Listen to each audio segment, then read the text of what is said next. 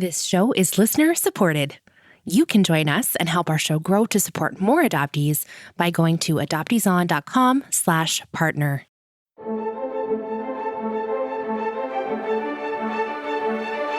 You are listening to Adoptees On, the podcast where adoptees discuss the adoption experience.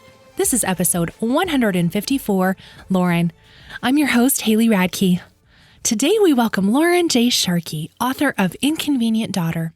Lauren and I talk about how her memoir morphed into a novel, how she ended up finding the adoptee community online, and how searching for biological family wasn't really something she thought about until it felt necessary as research for her novel. Make sure you stick around to the end of the episode where I'll share how you can enter to win a signed copy of Inconvenient Daughter. We wrap up with some recommended resources, and as always, links to everything we'll be talking about today are on the website adopteeson.com. Let's listen in. I'm so pleased to welcome to Adoptees On, Lauren J Sharkey. Welcome, Lauren. Thank you so much, Haley, for having me. It's so great to be here today. I can't wait. I've been eagerly waiting for our conversation, so I'm so glad today it's finally here. I'd love it if you would start the way we usually do. Would you share some of your story with us? My name is Lauren, and I am a transracial adoptee. I was originally adopted from South Korea when I was 3 months old, and then I was raised by my Irish Catholic parents on Long Island. And I am also a writer, and I currently live in Pittsburgh. All right. So how did you come all the way from taking your master's in fine arts and starting your memoir to having it shift into your debut novel? So it's got a fictional twist plot. I'm assuming there's a lot of things that you've added in. Inconvenient Daughter. So originally, when I was writing my thesis for my Master of Fine Arts program, the thesis is sort of like the big project that you have to complete in order to graduate. And the draft that I wrote for my thesis became sort of the scaffolding for Inconvenient Daughter. And the more that I worked on it, the more that I realized the memoir component and the standards I put on myself because of the genre of memoir were really holding me back from telling the story the way I wanted to tell it. And I sort of gave Rowan experiences and made her do certain ththings that would paint more of a comprehensive picture of how I viewed adoption. I'm curious about the title because I love it. It's such a perfect title, Inconvenient Daughter. And I think it works on so many levels in, an adoptee's experience. Can you talk a little bit about how you came to that and how it's meaningful to you? My mom didn't love the title. When I told it to her, I almost wish that I had like a snapshot of her face. But Inconvenient Daughter sort of evolved over like a few days. Me and my mentor were going back and forth through like a huge text chain. And some of the titles were like really bizarre, like True Adoptee Life or something like that was one of them. Some of them were really long. And I was just like, oh my God, why can't we hone in on what this is really about? And I think Inconvenient Daughter works is because those are the two components of Rowan's self that she truly feels encompass her. She feels like an inconvenience to everyone around her, including her biological mother with whom she has no contact, but also her identity as a child, as someone's daughter, is also integral to who she is. So it seemed to really embody everything that this book was sort of about. So there is a scene, and it's pretty early on, so I don't feel like this is too much of a spoiler. I have maybe spoiled a couple books here and there on the show before, so for that, I apologize. But I remember reading it and thinking, this could not happen. This is horrible. This is not realistic. And yet this is part of your really true experience. Do you want to tell us a little bit about kindergarten and your first day of kindergarten? Yeah. So The elementary school that I went to Catholic school my entire life. So I went to Catholic elementary school and then Catholic high school. And then the first college that I went to was actually Catholic college. Thankfully, they did not have uniforms though. So I remember like my mom and I sprinting because we were late. We were so late and we're running down the hallway to get in. So everyone saw us coming from the car because there was like a little area where like the kids kind of like socialize and the moms were all hanging out. So they saw me and my mom getting out of the car as they were just going into the classroom. So people saw us together. And then when I arrived late and people saw my mom and I together, everyone kind of like took pause, I guess. So when I sat down at the table and I was with the other kids, they were like, "Who is that?" And I was like, "That's my mom." And it was the first time anyone had pointed out to me that we didn't look the same. And I think it's because like when you're a kid, you just don't recognize those things. You don't realize there's anything, for lack of a better word, abnormal about your situation. And I remember my mom always told me I was a special person. So I said, "I'm special." And one of the boys asked me if I was the R word that we use to refer, that not we use, but that some people use to refer to special needs individuals. And then another girl pointed out that I was adopted. She totally knew the word, and she had told me that the reason that I was here was because I had another mom in China who didn't want me, and my mom couldn't make babies, so I was here. And that's how I found out that I was adopted.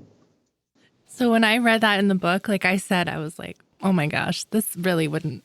Oh my word. I can't believe it happened to that way.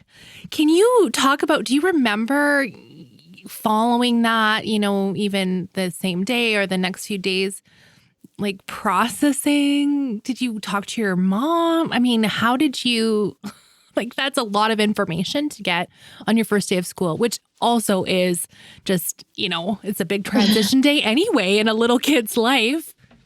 So when she said that to me, I was like, I don't think that's accurate, but okay. And I thought about it. Like, I didn't really have anyone to ask because I'm in this new place with all these new kids. And, so when I went home, I remember asking my mom, I was like, "Mom, am I adopted?"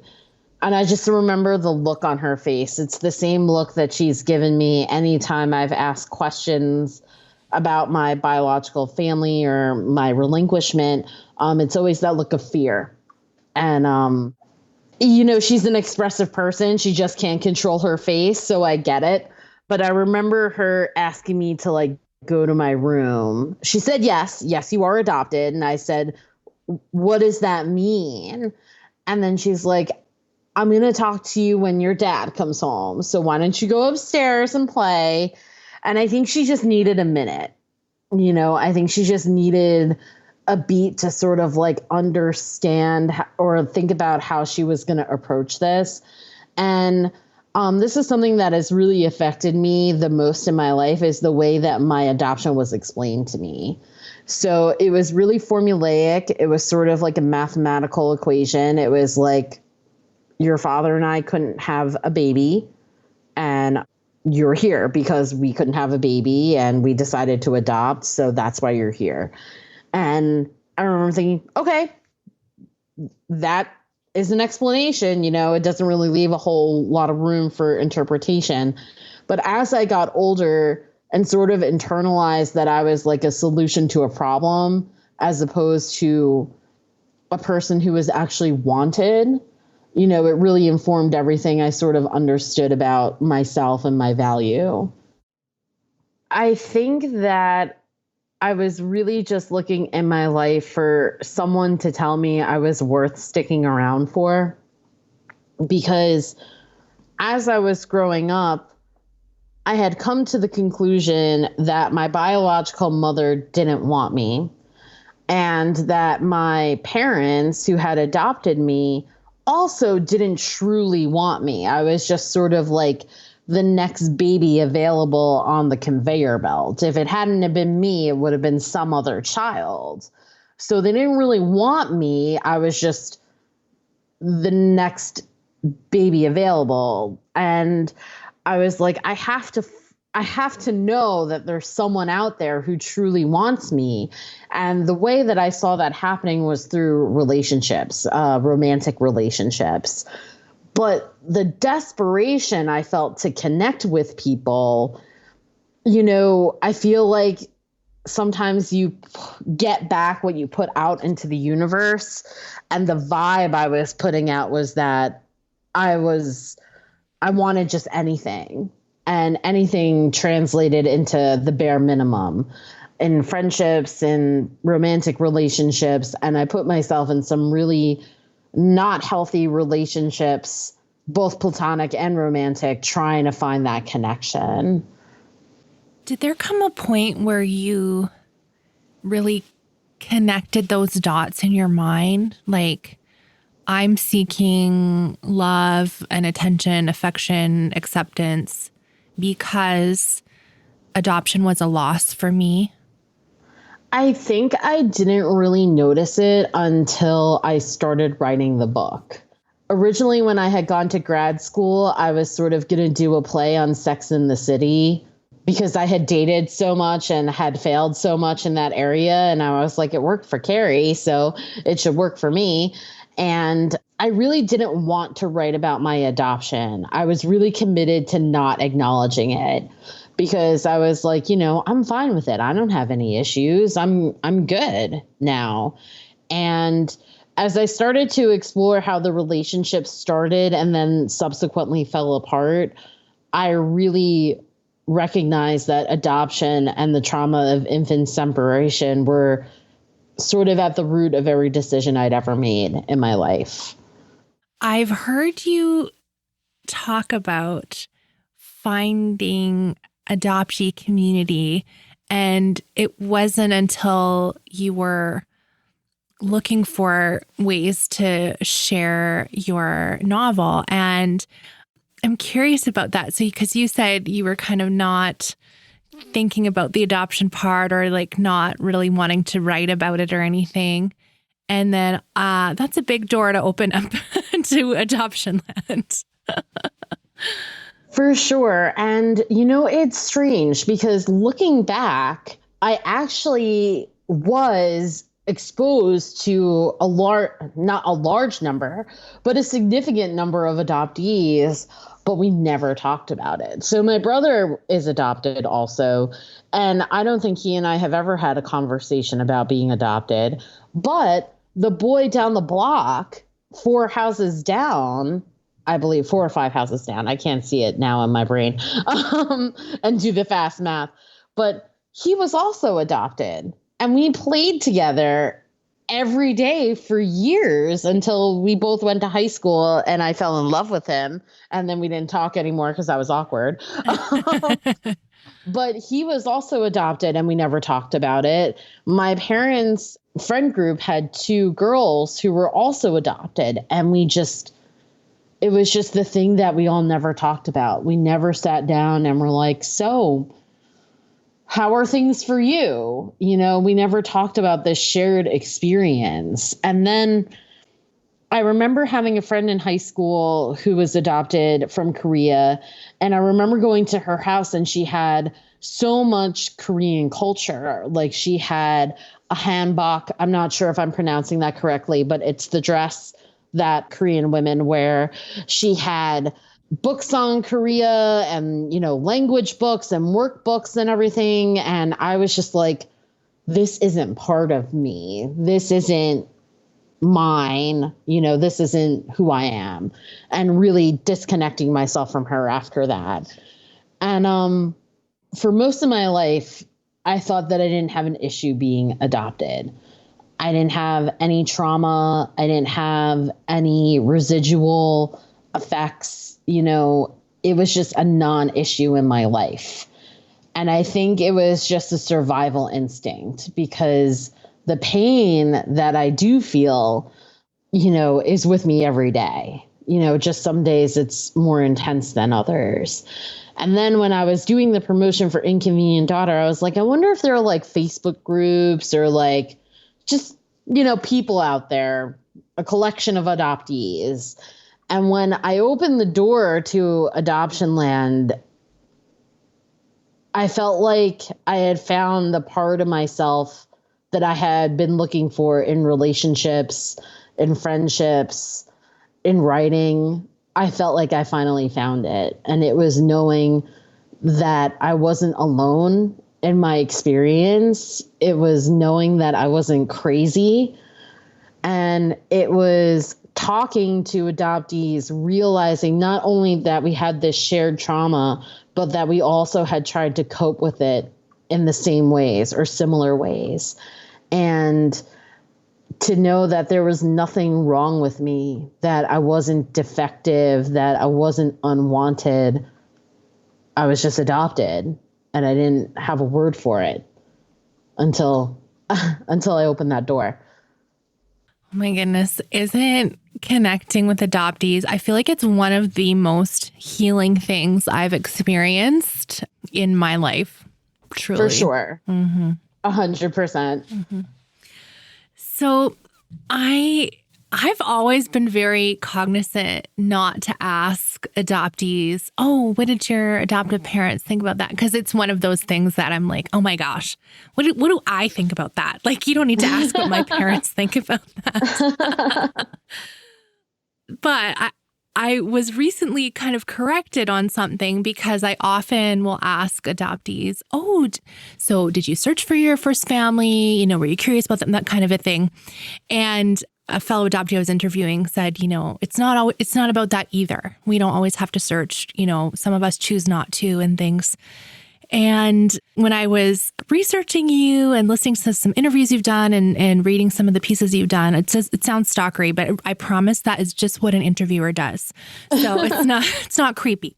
But I saw you share that wasn't something that you were really interested in doing until you were writing the book and you were like, oh, this is a part of research for Rowan, my main character. It's not for me. Can you talk about that? So yeah, I've never felt the need to search for my biological family. I feel like a large part of my life as a young adult was defined by getting answers to questions I had about why I was relinquished and why my biological mother had not come looking for me. And then I think a large part of my adult life has been about accepting the fact that I will never have those answers. And part of the journey that I wanted Rowan to take was sort of finding the answers that I didn't have. And then I realized that I couldn't write about that authentically until I actually did some research. So I did go to my adoption agency and request records, whatever they had, and I got an envelope, a packet of things. And as I was going through it, it was the first time that I thought, oh my God, they could still be alive. They could still be out there. And maybe I could find them. But I don't feel now that I need anything from them. I think that finding the adoptee community is enough for me. And having connections and shared experience has been so instrumental in the healing process.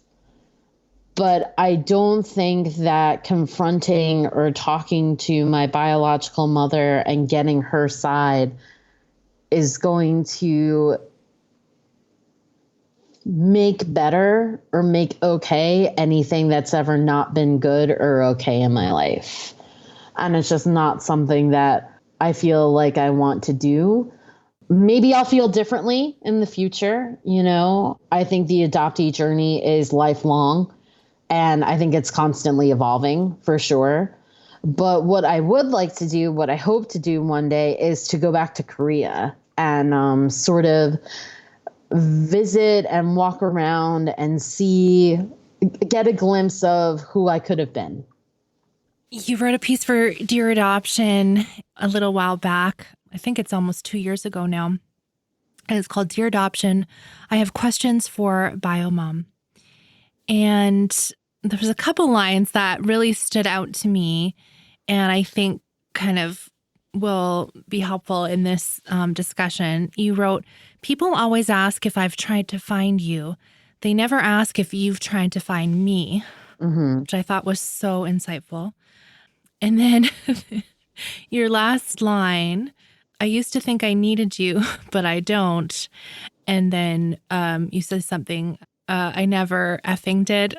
I usually beep things. It's a clean show, even though we talk about adult topics. And I was reading a couple of the comments on that post, and of course, you got accused of being an angry adoptee. And I wonder how that's been for you over this last couple years of being involved in adoption land and having that label occasionally put on you. And yeah, can you talk a little bit about that? So something that I've been thinking about a lot in recent weeks is the dominant adoption narrative and how that narrative shapes everything adoptees and non-adoptees understand about what it means to be adopted and what adoption means across the board. And because the dominant adoption narrative frames adoption in such a positive light, I feel as though non-adoptees have really concrete and solidified ideas about how adoptees should feel about their adoption. And one of the things I heard a lot growing up that I'm sure many adoptees heard growing up was how lucky we are, how blessed we are, how better our lives are for being adopted. And for me personally, constantly hearing that I was lucky or blessed sort of helped develop a sense of obligatory gratitude towards my parents. And that gratitude also manifested itself as guilt. So I felt guilty for asking questions about my biological parents. I felt guilty for wanting to know more.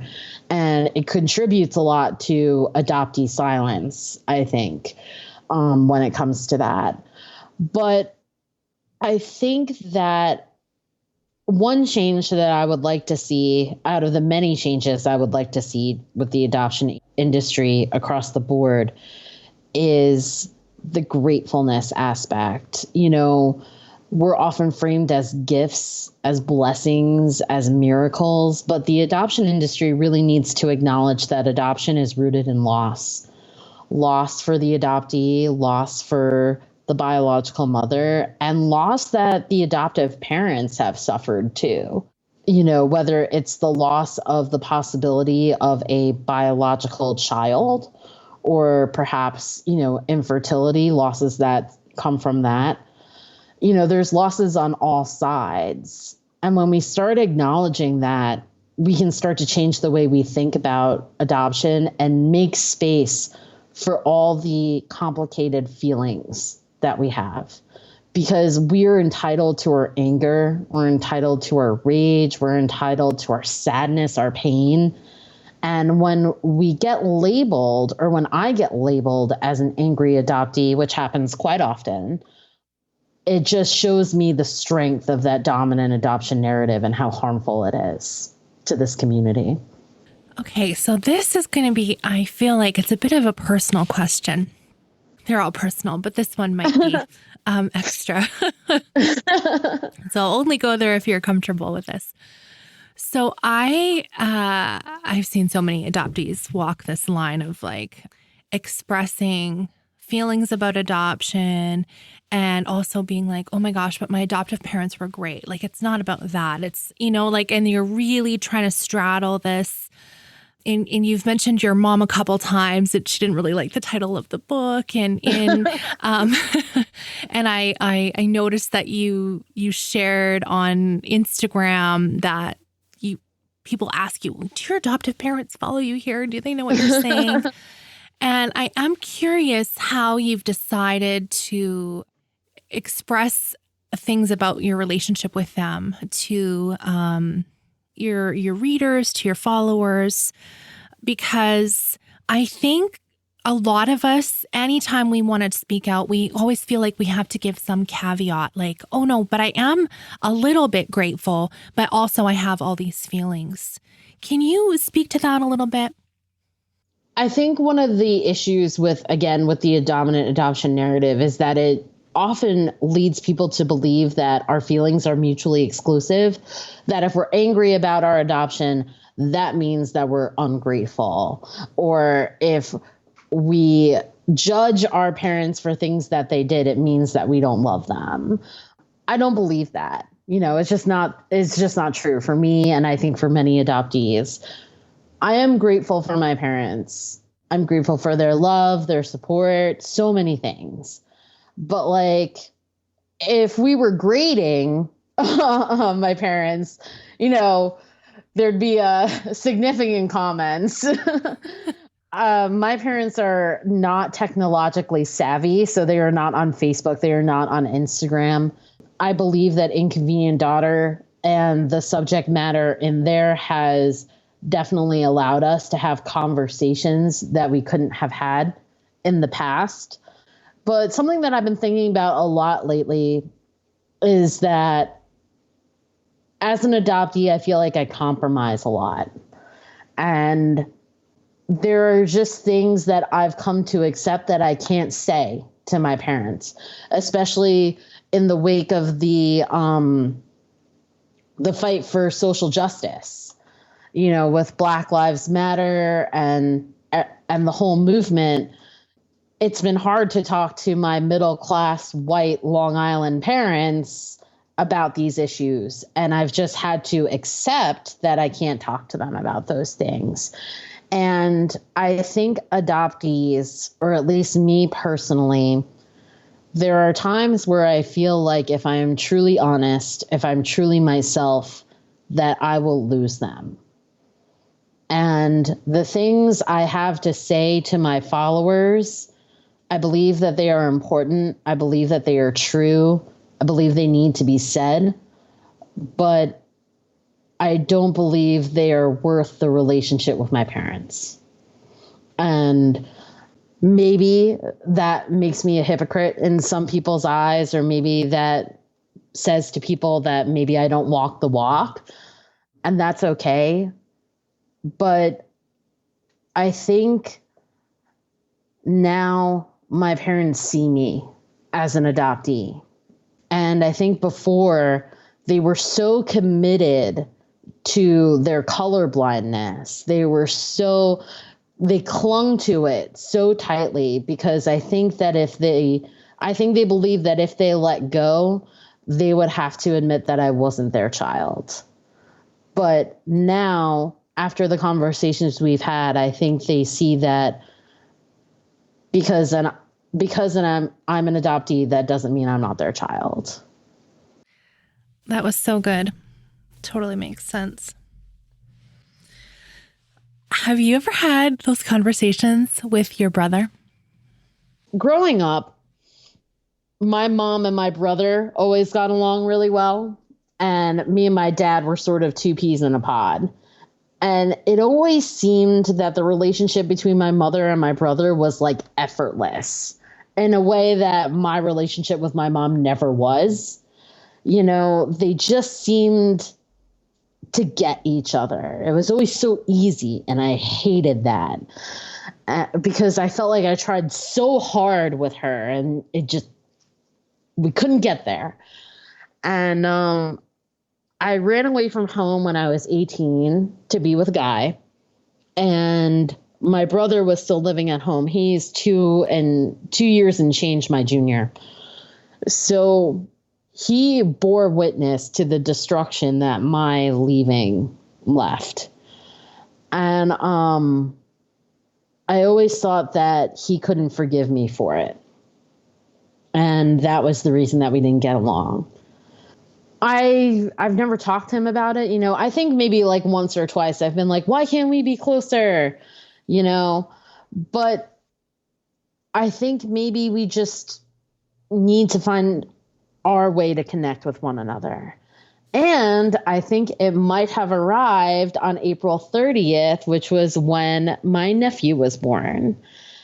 My brother and his wife welcomed their first child, a boy, into the world. And, it speaks to yet another loss I felt as an adoptee, which is a lack of genetic mirrors. And when I saw, I've never been a person that's like into kids, I like, yeah, they're cute and stuff, but I've never been like, oh man, yes, let me see the 50 photos of your kid, But when I saw that baby, I was like, I need to get the biggest billboard there is because everyone needs to see how cute this baby is. But the more I looked at the baby, the more I realized. So I heard that the baby was stingy with its smiles. And when I saw the baby for the first time on FaceTime, he smiled at me. And obviously, my brother and I are both Asian. And I wondered if the baby could internalize that we belonged to one another based on how we looked. And I had never had that. And I thought about all the fun things that I wanted to do with the baby, like taking him to the park or taking him to the mall and like buying really noisy toys that take up a ton of space.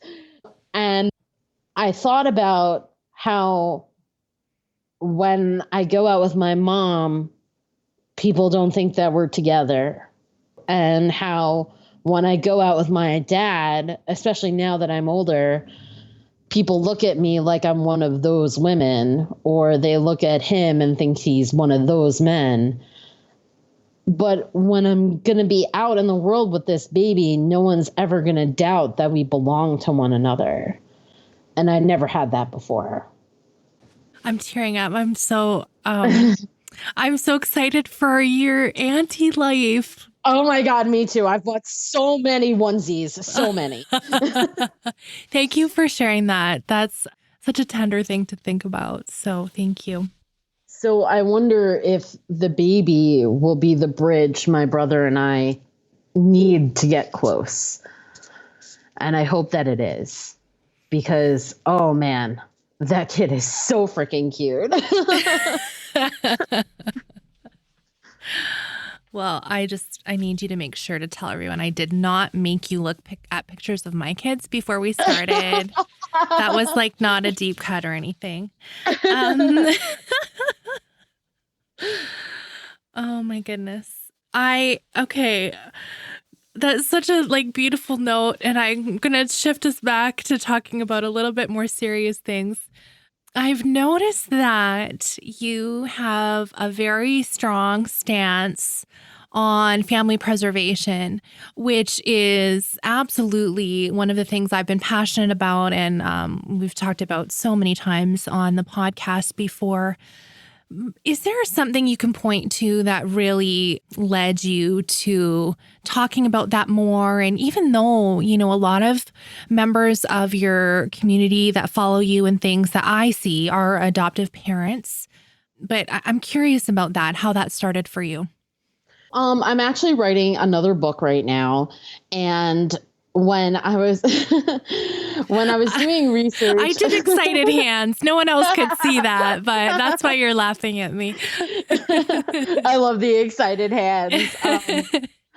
So the book is, it's in its infancy right now, but I've been doing a lot of research of sort of the genesis and the beginnings of adoption in Korea specifically.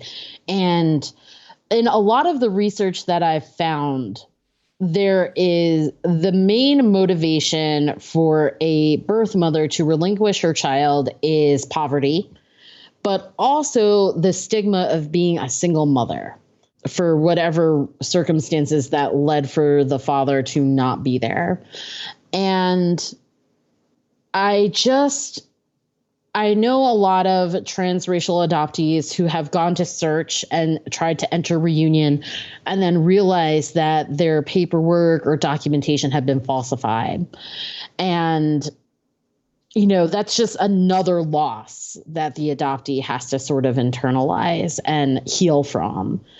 And I wonder if we shifted our thinking, how much it would make a difference. How many adoptees are adoptees because their birth mothers really did not desire to pursue motherhood? And how many are adoptees because services weren't in place to help them be the mothers they wanted to be?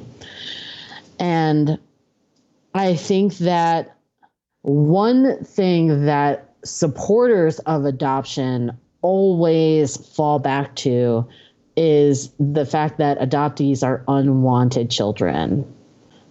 And if we were really unwanted, then adoption wouldn't exist, because adoptive parents want us. So, adoptive parents have made the adoption industry possible. It is that demand for children that has given life to this industry. And because it is such a profitable industry, those profits are made at the expense of adoptees and birth mothers. I'm curious about your research, Lauren, because especially culturally in Korea, that there's still that stigma of maybe being a single mother.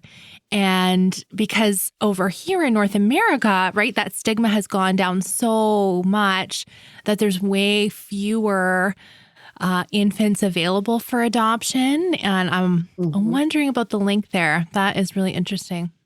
Yeah, for sure. I definitely think social stigma is part of it, but also just a lack of resources that are given to birth mothers just across the board in terms of support. And I think that it's uncomfortable for adoptive parents to view adoption as, and I know I'm going to hit some nerves here, but there are an overwhelming number of adoptees who are not adoptees, but are victims of human trafficking. And I think that is a hard pill for a lot of adoptive parents, and especially for adoptees to swallow. I can't tell you the number of adoptees who have said to me that, their birth mothers were told that they had died, or that there were other circumstances which led them to be basically kidnapped and trafficked. How many birth mothers were told, oh, we'll take care of your baby until you get on your feet, but you come back and then the baby's not there. These things do happen. They are happening every day. And maybe it's not necessarily someone putting a gun to your head and saying, give up your baby, but it's every tap on the shoulder that says, you're doing the right thing. It's every nudge saying, yeah, you can't do this. You're not ready for this. It's so many different forms of coercion. There's a gross list that they present that's like, list all the things you can provide for your baby. And then here is the list, all the things these affluent married parents can provide for your baby.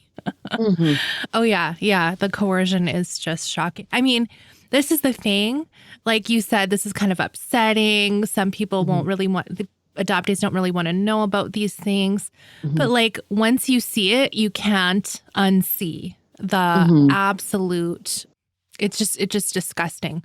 Some of the practices of the adoption industry, it's horrible. So I appreciate that you're speaking up about it, and that you are just sharing your passion for family preservation. I think it's so important. Oh my goodness. Where our time is like coming rapidly to an end. Oh my gosh, I can't believe it. I know. It's 5 minutes. Is there anything that I didn't ask you about, Lauren, that you want to share with us before we do recommended resources? No, I think we touched on so much. I'm so happy to have talked about all the amazing things that we've talked about today. All right. Well, thank you so much for sharing that with us, Lauren. And my recommended resource is going to be, of course, your book, Inconvenient Daughter. I loved it. And I'm going to give a trigger warning. There's sexual assault and domestic violence. There's some very challenging things to read, but I really appreciated reading fiction by a fellow adoptee that would be easily accessible to people who aren't in the adoption community to really learn about the trauma that an adoptee can experience. I think you highlight so many of those adoptee feelings that sometimes we don't talk about. And it's a page turner. You just really want to know what happens to Rowan. And it's just, I really, really loved it. It's such a beautiful cover too. And I love the two girls. Can you tell us about the cover a little bit? First of all, thank you so much for that glowing review. It means so much to me, especially from a fellow adoptee. The cover was designed by Caitlin Martin, and she is an amazing designer. And when we first started talking about the cover, I wanted like all these bizarre things. I wanted all these like flowers and like just, I didn't know what to put on it. I really was going by like, there were so many color blocks that were in style when this was first coming out. I can't obviously think of any covers right now because I'm having a brain fart, but they weren't really capturing like the title. It wasn't really capturing what the book was about. And for me as an adoptee, a lot of how I've defined who I am has been between how society views me and how the outside world views me versus how I view myself. And I think that's true for Rowan. And they're sort of the two halves of herself that aren't quite separate, but aren't quite overlapping. So I thought it was the perfect representation of what the book is really about. Yeah, you guys really have to go and have a look at the cover. It's beautiful. And it's like this amazing, I don't know, coral color. It's just like, so I need this nail polish. That sounds a little vapid, God, but right? I would totally rock that. Totally. Yeah. Yeah. When book readings are a thing again, you got to get like a custom nail polish color. Oh my so you God, can that would be so cool. The other thing I really want to recommend that you follow Lauren on Instagram. She has so many excellent teaching resources. I feel like they are anyway. You do lots of live videos and you are on all your posts. There's so many things. Okay. We're just talking about biological privilege, which I thought, finally, there's a name for that thing. So anyway, I'm not going to spoil anymore. Just go over to her Instagram account and scroll back and just read some of the things that she's sharing about. I think even if you know a lot of those things as an adopted person, one of the things we talk about on the show a lot is giving language to it. So you can have some more tools in your toolkit if you want to have those uncomfortable conversations with your parents or your friends or talking about adoption and all the facets, including the losses and the grief and the hard things. Lauren, you help give language to us for that. So that's why I think it's so helpful. Mm-hmm. Yeah, absolutely. Okay. What did you want to share with us today? There are so many resources that I follow and so many people that have sort of influenced me and been sort of leaders that I view in the space. And one of those people is Jasenia Palmer of I Am Adopted. She is an amazingly empathetic, gracious, and just knowledgeable resource for adoptees looking for community, adoptive parents who are looking to get support, and just non-adoptees in general who are looking for positive and detailed explanations of what this experience is like. And Jasenia is just a warm and beautiful person, and I'm so happy to have found her. She's amazing. Oh my word. I love Jasenia. She has been just like an amazing champion for Adoptees On as well. Mm-hmm. And she was actually on the show way back, way back. You have to scroll way back in your feed. Oh my goodness. I'll have to go look. Yeah. So episode 39. And at that time we were seasonal. So it's also called season 2, episode 13. I'll put a link to her episode in the show notes. But she shares so vulnerably and you're right. She's such a warm like presence and all that. So she shares with us some of her story. And if you follow her on Instagram or her Facebook page, there's all kinds of videos and things you can watch where she just talks about the adoptee experience. So yes, I will double thumbs up that recommendation. Thank you. Lauren, it was so nice chatting with you today. I hope that people come and check out your book and follow you on social. Where can we find you? I am at the LJ Sharks on Instagram, Twitter, and Facebook. So you can find me there. And thank you so much, Haley, for having me on today. This is like a dream come true. And I'm so happy for the time and the chat and just everything you do. Thank you. That is so kind. To enter to win a signed copy of Lauren's book, Inconvenient Daughter, go over to the Adoptees On Instagram. The handle is at Adoptees On, and find the post of Lauren's book. The cover is so beautiful. You'll see it right away. And the directions for how to enter will be there. It'll be open for a few days after this episode drops. And one thing I've been asking people to share for like a bonus entry is something they've learned in an episode. And I've done that in the last few book giveaways I've done. And secretly, it's for me because I love seeing what really resonates with people about these interviews. And, I think all of our stories are so different. They're so different, and we all have our very unique experiences as adopted people. And yet those threads that weave through so many similarities, I just think is so special. And that's one of the reasons I love doing this show for you, is to know you're not alone, and that even when you're listening to an adoptee story who has had an incredibly different life than you have, you still feel connected with them, and you still find ways that we're similar and things we can learn from each other. And I just think that's so powerful. So thank you for sharing, Lauren, your story with us.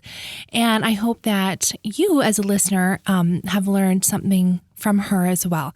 So on Instagram, at Adoptees On, to find that post to enter. And one thing Lauren didn't talk about, but I do want to mention for you, is she also has a Patreon. We have the Adoptees On Patreon that helps keep the show going, adopteeson.com/partner. And you can find all the different ways, benefits of joining that. There's another weekly podcast. There's a Facebook group. You can Skype with me. There's just all kinds of things over there, which I thought are just really fun. And I'll be working on them this fall, and you will probably see some changes there soon. But Lauren also has a Patreon account. And if you go over to her Instagram feed, she has links to it in her bio.